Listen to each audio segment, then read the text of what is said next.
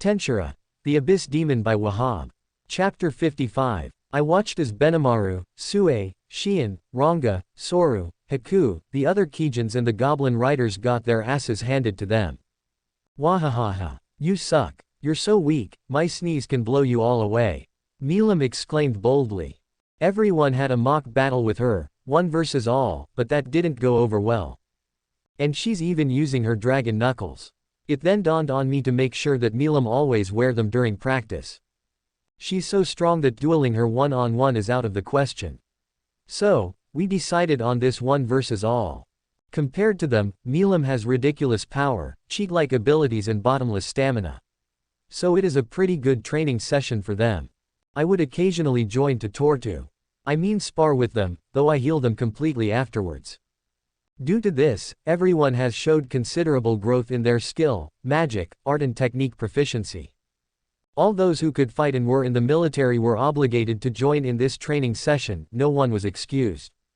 Gabaru and Geld, who had other jobs to do, compared to the others, also joined when they had time. Because of their tight schedule, their training was always the hardest so they wouldn't be left behind. Aren't I considerate? Hikuro also spars with us. Unfortunately, his attacks don't work on us. However, he can put up a fight thanks to his arts and techniques he learnt over the years, which is impressive in itself. Thus thrice a day. As a result, they've all gotten much stronger compared to 2 weeks ago. And I intend on increasing the difficulty of the sessions as time goes by. That way, they won't have their growth stunted. On a side note, I once heard Veldora asking Milim for a spar. My heart almost leapt out of my mouth. A spar between them, even if they were holding back, would kill every living thing in town. I was quick to stop them before they did something stupid. Do you two have any idea what kind of destruction you're about to unleash? I said. Oh come on Rimuru, loosen up. We weren't taking things seriously. I'm not sure about Milim, but I know how to hold back. It's just to see how far. No way. I interrupted Veldora. I don't care what you say, but you two aren't going to spar here. You can take it elsewhere. Oi, I know how to hold back. Let me show you. Milim protested. It took hours to convince them to postpone the spar. In return, I promised I would have spar with them as well as give them sweets. As long as a crisis was averted, I didn't mind those conditions.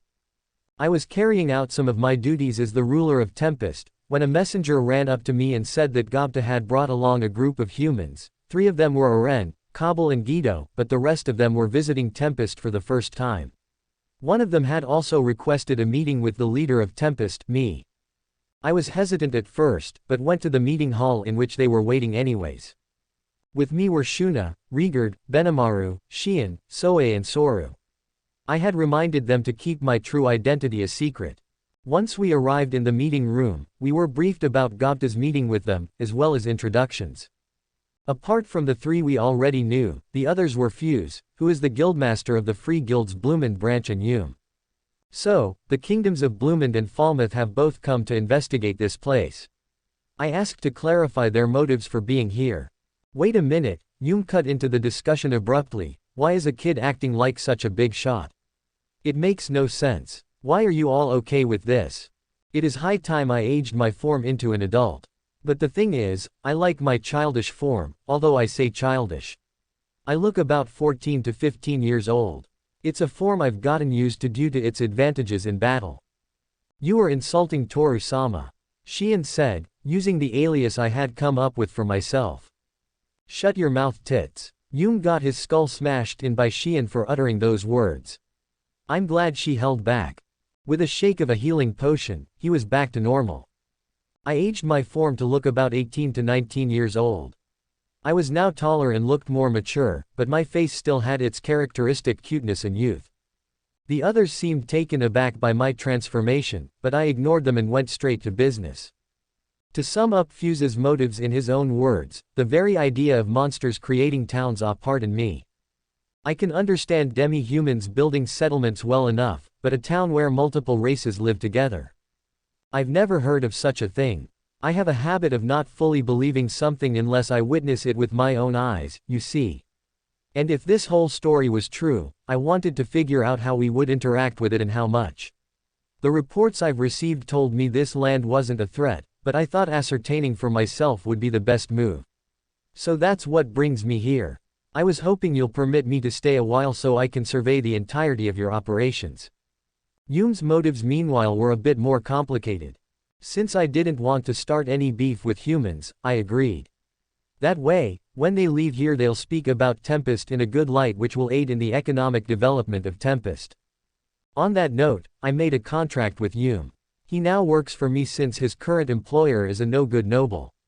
Aside from that, he would now be the champion who defeated the Orc Lord. In return he would spread rumors of how we helped him out. That way, Tempest would be seen as trustworthy. It will be easier to befriend people that way than if they think we're mysterious and dangerous monsters. Yume agreed to the proposal. He and his band would be staying in Tempest for a while. If he was going to be our Orc Lord slaying champion, he needed to look the part. Thus, I sent him and his men to Hikuro for training. Things were starting to calm down again, and I wanted to have some highways we could leverage to improve our trading activity. Since we're building diplomatic relations with other nations, we needed some real roads, fast. Naturally, we would handle to physical work, that way Tempest would have the upper hand during negotiations. I figured now was a good time to introduce my case to Fuse about this. My sweet-talking skills had the intended effect. Fuse looked honestly touched. Sir Toru, you would really do all that for us? In that case, we'll do our best to provide any kind of support you need. It was too easy. I could tell Fuse didn't have any business-related skills, he just fell into my hands. Kabul, Oren, Guido and Milam returned to town by the time I finished cajoling Fuse. They had left to hunt some monsters in the forest. With Milam around, the monsters were easily spotted. Hey, good work you guys. Why don't you get yourselves cleaned up first? Yes, I would hardly want you to remain all dirty like that. Shion started to comment, but then we sensed a malicious aura. Everyone present moved in front of me, ready for battle. Although everyone was serious, I couldn't help but find it amusing how they were protecting me of all people. Besides, the person facing us was familiar to me. It has been quite a long time, my lord. Tria, a dryad and trainee's younger sister, greeted. I could tell something was wrong. The seething rage she was emitting could be detected from afar. After inquiring about what happened, she explained that Charybdis, a calamity-class monster, had been revived. Her sisters were currently keeping it immobile for now, but were hopelessly outclassed. Furthermore, Charybdis and its summons were heading towards Tempest. Which was why Tria was here in the first place, to warn us of its approach. Fuse and the adventurer trio were the only ones who were panicking at the news. I don't know why we would be targeted, but if we are, this is great for us. We must choose the best fighters we have and prepare to counter this force. Benimaru was obviously excited at fighting a strong opponent. The others were just as excited as him. They must really want to show off the fruits of their training. I also saw it as a way for them to gain experience fighting monsters slightly stronger than themselves instead of me and Milam, who outclassed them by an absurd margin. I gave a nod of agreement to show my support. Benimaru and the others need to learn to make decisions without me, especially when I'm not present. Hey, I didn't need to ask. In that case, I will begin to prepare. Indeed, what else could we do? We shall show our lord the strength we have acquired through our vigorous training. Everyone was pumped. I didn't want to be the one to ruin their mood. Whoa, is that all? Don't you understand? This is a demon lord class enemy. Fuse was losing his mind. Don't worry, we won't lose, I said assuredly. Charybdis, a spiritual life form born from a cloud of Veldora's magicules, has no solid sense of self. It operates solely to satisfy its lust for destruction. It can also call forth shark-like monsters called megalodons to join it in its rampage. The megalodons summoned are 13 in number this time around. It may prove to be strong to most, but it's nothing compared Veldora, Milam or I. As much as I want to take care of it as fast as possible, I want to leave it to my subordinates this time around. We were standing at the midpoint between the capitals of Dworgen and Tempest. We rendezvoused with Geld and his construction team there, waiting for the moment to come. It was about time for Charybdis to appear. The forces we have ready to go up against it are Benimaru and the team of elite Kijins under him, Shion, Soe, Soru, Haru, Hikuro, Soka and the 4 Dragonutes under Soe, Ranga, Geld and his team of high orcs, Gabaru and his men, Gobta and the goblin riders. In short, our strategy is to take care of the megalodons first before tackling Charybdis. Shuna stayed by my side the whole time while I was trying to stop Milam from joining the fight. Veldora had finally come out from our home after so long just to watch the battle. Eventually my senses picked up a group of 14 monsters approaching us. Those were giant sharks, over 60 feet in length, gracefully swimming across the sky. Bodies protected by solid, stiff dragon scales. Why does a fish even have dragon scales? Brushing aside that thought, I again took a look at those massive sharks and the humongous 150 feet long gigantic dragon. The creature indeed worthy of being called a calamity. Upon giving them the go-ahead, everyone took action. Each shark was an A+ rank monster, so fighting them should provide them with some decent experience. The sharks were offensive and defensive powerhouses, but their speed wasn't that much of a threat. Based on its speed, the megalodons weren't that astonishing. Of course a single strike from one of them could still be lethal. I had my command post set up on a slightly elevated hill, so I could see the action unfold below me. Eat this. Hell Flare. Benimaru started things off by choosing his biggest, strongest wide-range flame attack. And the result? One of the megalodons had fallen, burnt to a crisp, but it wasn't destroyed. Charybdis wasn't affected much due to its naturally high defense and the effects of magic interference. It had successfully resisted Hellflare. Nevertheless, we carried on with our plan, to scatter them and strike each one individually. The megalodons would bash themselves into the enemy. Luckily everyone was well equipped, so we didn't suffer any casualties. Geld faced a megalodons, halting its charge. His entire body was covered in armor. The other high orcs tried attacking, but none of their attacks worked. Let me give you a hand. Gabaru appeared, firing an attack fueled by all his strength. The megalodon couldn't withstand such force. Thanks for the assistance, Gabaru. Soon enough, Gabaru and Geld formed a team, working seamlessly together. Before long they succeeded in slaying two more. Gobta, following Hikiro's orders, was using his case cannon to strike at megalodons. It had opened a gash in the megalodon's stomach, but all that did was add fuel to its anger. Hey, I don't know if this is gonna work. Ho ho ho. Of course it won't. I lured it here so I could have all of you defeat it. Hikiro said to the goblin riders. Gah, you're just bullying me, old man. What transpired next was a game of tag in the forest, ending with our one and only casualty. I'm sure he's not dead though, so I'll just believe that he's alright. Up in the sky things were getting pretty explosive. Soe was there, grappling with a megalodon mid-air with his strings. Monster puppet strings. It was a move that lets the caster control monsters that lacked intelligence. Special bewitching strings were used to tap into the neural network that carried messages from the brain, replacing them with fabricated orders instead. He used these puppet sharks to kill other sharks.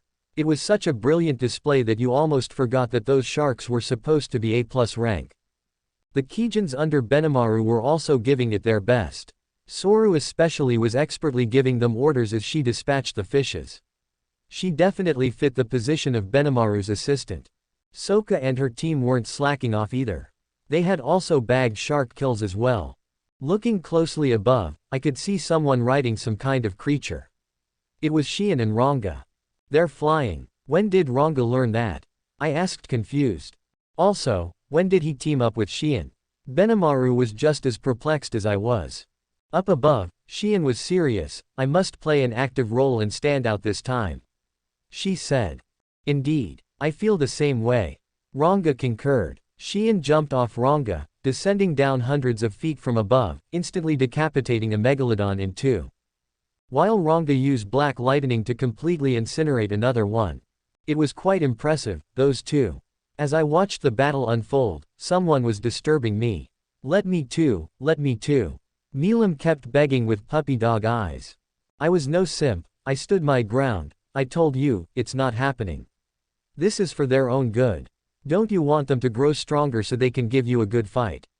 I said, trying to convince her to stay put. Once the megalodons were taken care of, everyone focused on Charybdis. Before my eyes, they had commenced their attack on it. Despite my high hopes for them, Charybdis proved too much for them. Its regenerative abilities was impressive. None of their attacks worked. I suddenly sensed movements from the thing. I warned the others about it. My warning turned out to be a good idea. Just a moment later, they were all exposed to a massive attack. It was Tempest Scales, an attack that made Charybdis feared as a tyrant. I had never seen it before, neither had Milam. Tens of thousands of scales shot out in all directions like high-caliber bullets. They were raining down at incredible speeds. Dodging such an onslaught was impossible for them. Noticing that they were in danger, I decided enough was enough. My subordinates had done enough, but they couldn't handle Charybdis. With the wave of my hand, I employed telekinesis, halting the scales mid-air. I decided to move to save them, but Milam stopped me. Wait, Rimuru. Let me do it. I'm so bored, just let me take care of it, please, please, please. She had been adamant about fighting this thing, knowing it couldn't last a second against her. Fine, but make sure you hold back. It looks like Charybdis is using that idiot Phobio as its physical body. I said. I had long since noted this fact. I just wanted to see how far everyone would go with dealing with such a threat. Oh, you're right. I'll let him live then. I'll show you just how much restraint I've learned. Restraint? Who is she fooling? Everyone retreat immediately. You've done great. I sent a thought communication to everyone on the battlefield. I couldn't trust Milam when she says anything about showing restraint. Milam had already flown into the air, not bothering to wait for a signal. In the next second she was in front of Charybdis. Noticing her presence, it arched its body and glared straight at her. It was already too late. Well, here we go. Here's what holding back looks like. Drago Buster. A fantastic stream of bluish-white light rushed from Milam's outstretched arms. It was a light that made everything disappear, one of her signature moves. Several beams of energy crashed right through Charybdis' body. It was instantly vaporized. Only Phobio was left, falling to the ground. I flew over, grabbing him before he smashed against the ground. He and Charybdis were fused together. Without quick action, the beast would just resurrect itself. I expertly separated the beast's core from Phobio, consuming it with gluttony. With a swing of a full potion, Phobio was back to normal. Where am I? What happened to me? You up? Do you remember what you did? I spoke slowly to the blurry-eyed Phobio who was gradually gaining consciousness at the sound of my voice. Then he jumped up and prostrated himself to me. I am so sorry. I deeply apologize to you. I've done something horrible to you. I've put so much trouble upon all of you for the second time. Before I could say a thing, Trainee walked up to me. If I may, Rimuru-sama, giving her the go-ahead, she turned to Phobio. How did you know where Charybdis was sealed? We won't accept that you just happened to find it. She asked. Right, you see. He fully explained what happened to him, the request he made to the two masked harlequins named Terran Footman. Trainee seemed to have met one of them. After drawing a mask on the ground to confirm the identity of one of them, Phobio denied seeing one with such a mask. The ones I met were a girl in a mask with a tear under one eye and a heavy man with an angry mask. Wait, Benimaru did say there was one there during the attack on their homeland. I pointed out. Indeed. One of the orc generals working away from my command was accompanied by a high-level Majin bodyguard, hired by Gelmud. That man's name was Footman. Geld added. And come to think of it, Sir Laplace rescued me. He said he was in Gelmud's employ as well.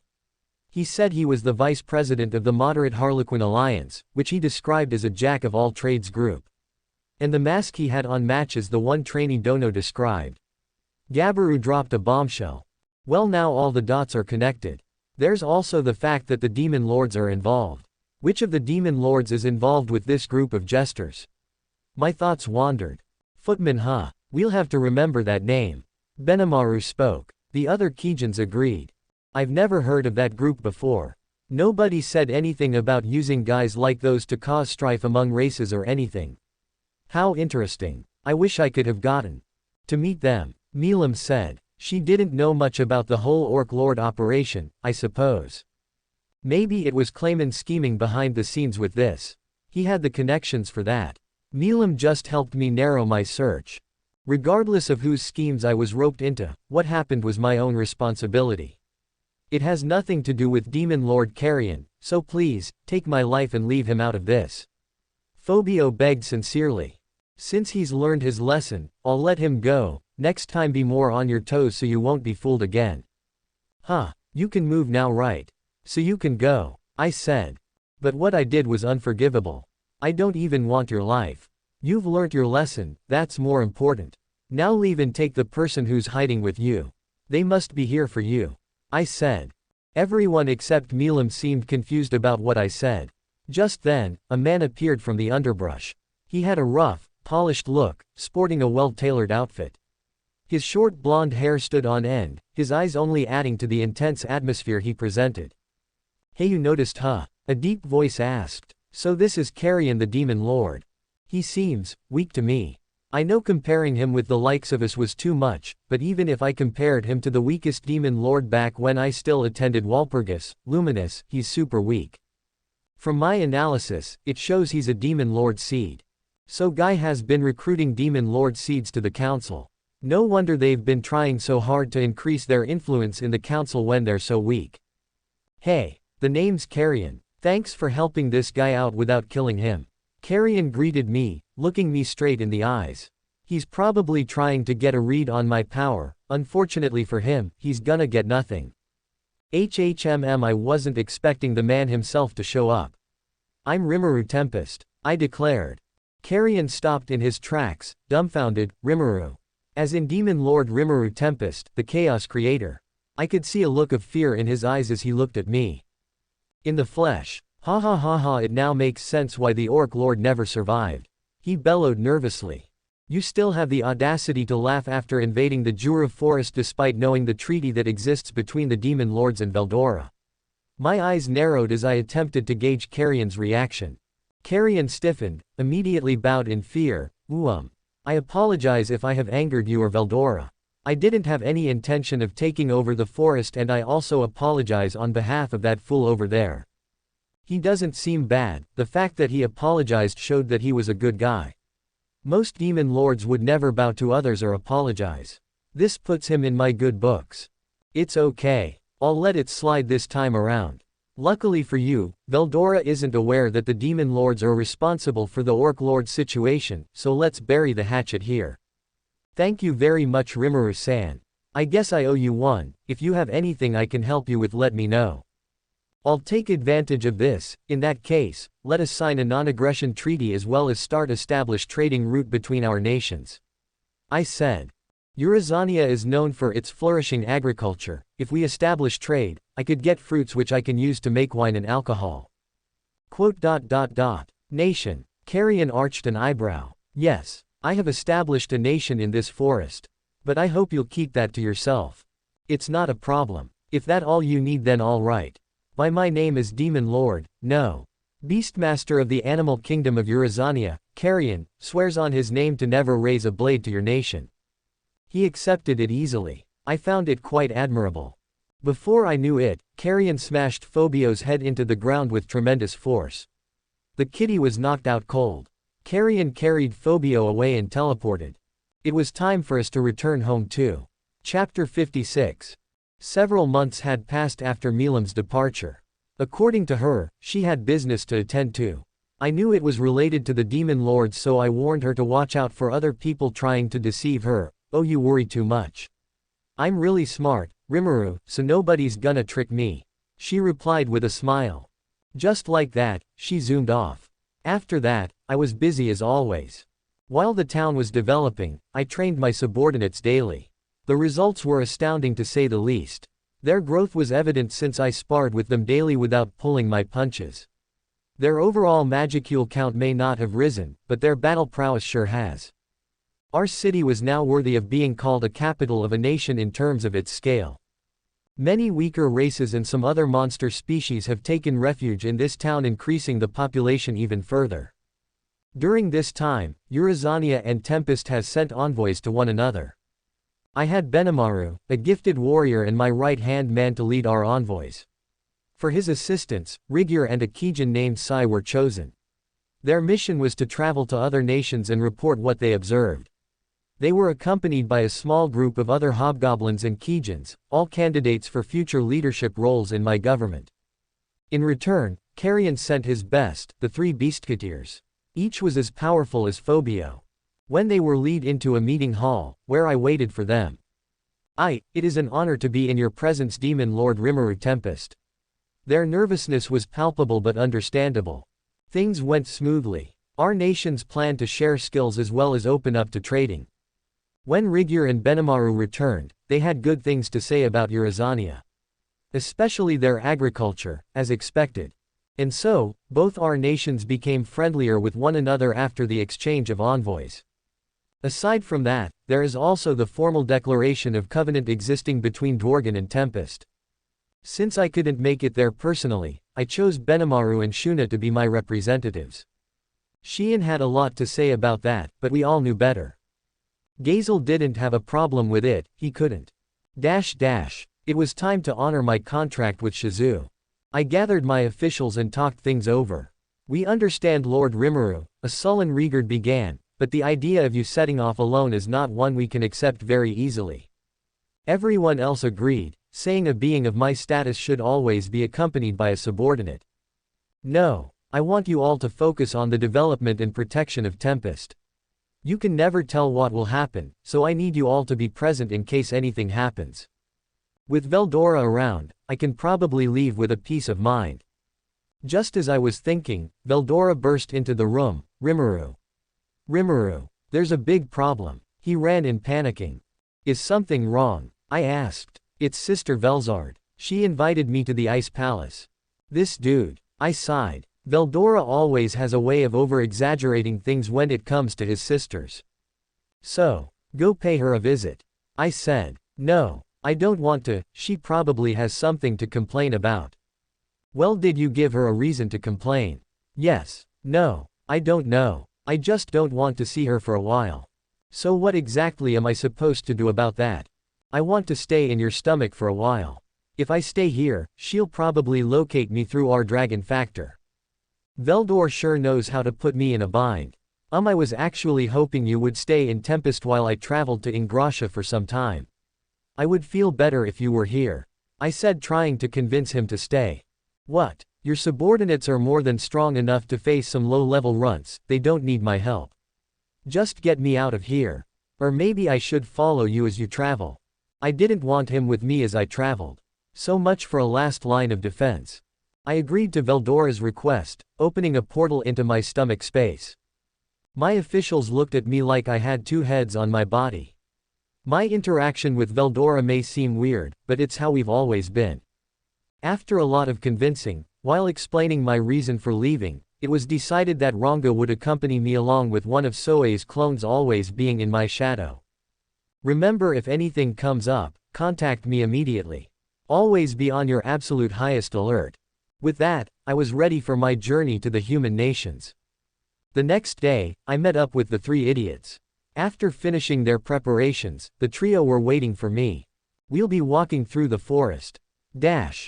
Bloomend. A small kingdom, population under 1 million. It consisted mainly of small villages, collected into regions ruled by noble lords. The only big settlement to speak of was the capital. Soon we were walking down the street in the capital of Bloomend. Our first mission was to reach the Bloomend office of the Freedom Association in the capital. There I planned to meet Fuse and have him write an invitation to see Grandmaster Yuki Kagarazaka. We soon arrived at our destination, a solemn-looking stone building. It was 5 stories tall, a rarity given that a nation's normal buildings 1 or 2 floors. I registered as an adventurer and was awarded B rank very easily. After sorting things out, along the way I had a meeting fixed with the King of Bloomend.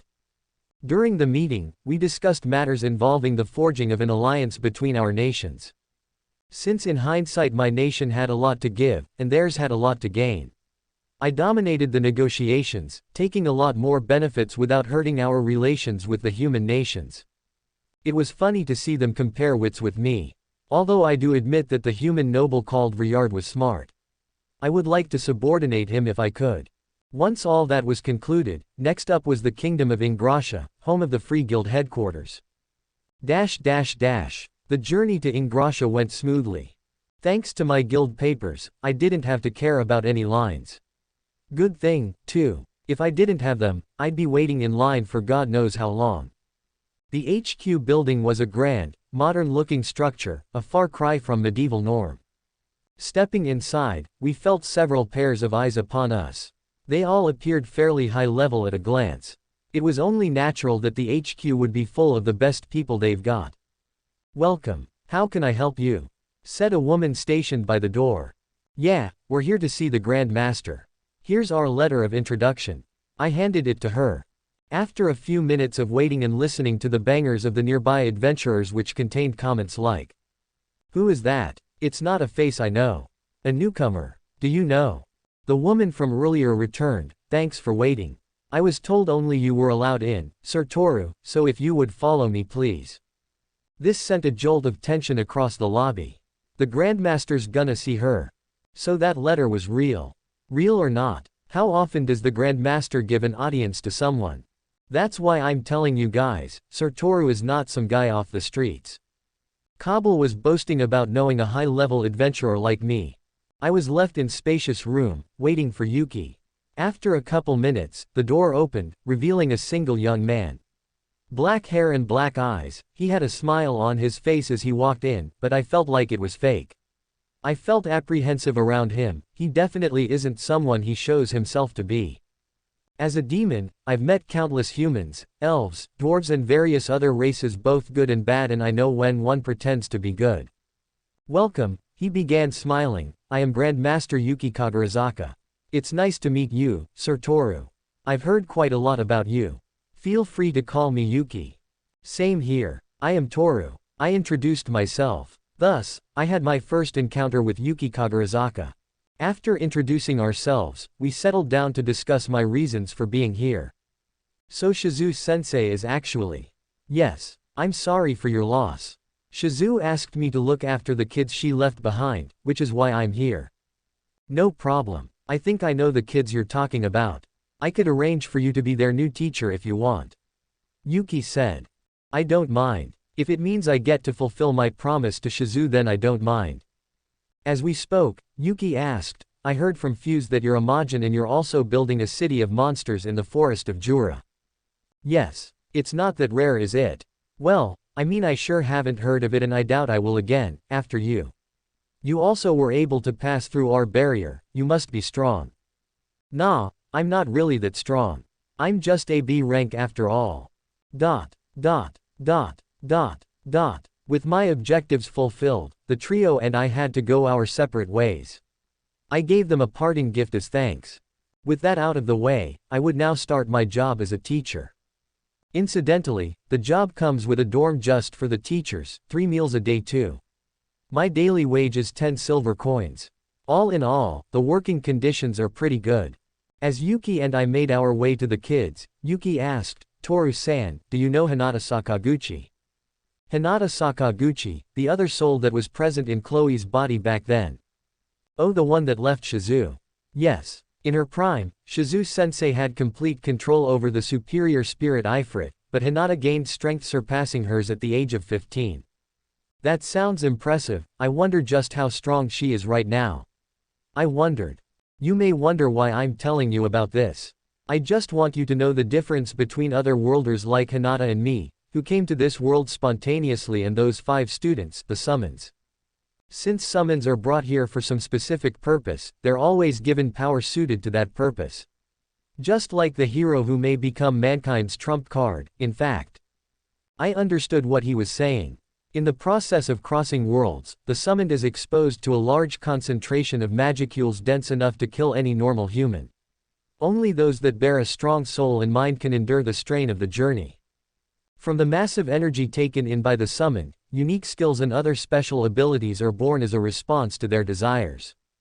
With these mouth-watering powers, and a strong body that no human can achieve without undergoing grueling training, other worlders became highly sought after by human nations to serve as a weapon against monsters, and are also employed as bodyguards for nobles and royalty. For this reason, a locking curse is placed on the soul of the summoned to prevent them from fleeing or attacking their summoners. But there are times when children are summoned. And when the amount of energy too vast for that child's growing body is taken in, their bodies will be incinerated by all that energy. So the kids are. I paused. Yes, they are summons. They resulted when different nations tried and failed to summon a hero. Shizu-sensei took them in and did her best to save them. I'm still finding it hard to believe that whole nations are involved in summoning. How did they get the knowledge? The longest any summon has lasted according to our current records is 5 years. I have time to save them. The best way to save them is to either have a spirit or demon inhabit their bodies to stabilize the raging magicules within them. So no matter what I do with these kids, the nations won't complain, right? You have something in mind? Yuki asked. Yeah, since it's Shizu's wish, I'll take it on. If it's at all possible, please save those children. Yuki bowed. I'll do whatever I can. Using demons to stabilize their energy is a no-go, which leaves us with only spirits. I'll have to go to the dwelling of spirits to get spirits for the kids. I'll use that to check on Ramirez. As I thought that, I walked into the class where the kids were while wearing Shizu's mask. Heya. Starting today, I'm your new T. My friendly greeting was immediately countered with the slash of a flaming sword. Sweet. Nice one, Ken. Is that your finisher? It's all done now. Kinda weak in the end. It didn't even land. Shut up. I won't miss next time. Without a shred of concern for me, the children carried on, clearly seeing me as the enemy. I thought these kids don't have long to live, cause they're looking crazy healthy to me right now. A little too healthy. This classroom is pure chaos. I turned to have a good look at the kids. The one who garnered my attention the most was the black-haired girl, Chloe Aubert. The time-traveling hero. We meet again, Chloe. I thought. Before me were 5 children. Kenya Masaki, male, age 10. Ryota Sakaguchi, male, age 10. Gail Gibson, male, age 11. Alice Rondo, female, age 9. Chloe Aubert, female, age 10.